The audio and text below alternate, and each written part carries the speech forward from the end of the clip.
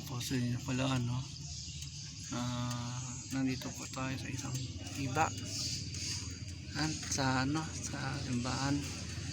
Sumalik po tayo dito dahil hindi nga po nagbubukas yung motor.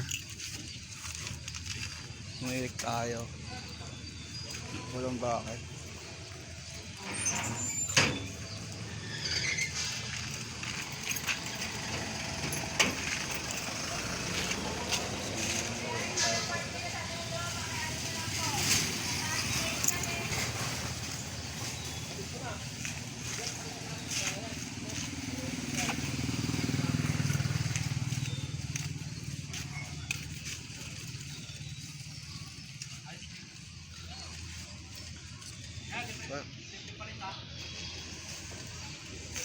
So ngayon natin pa natin yung isa magpapaano tawa sa simbahan ng Tambay.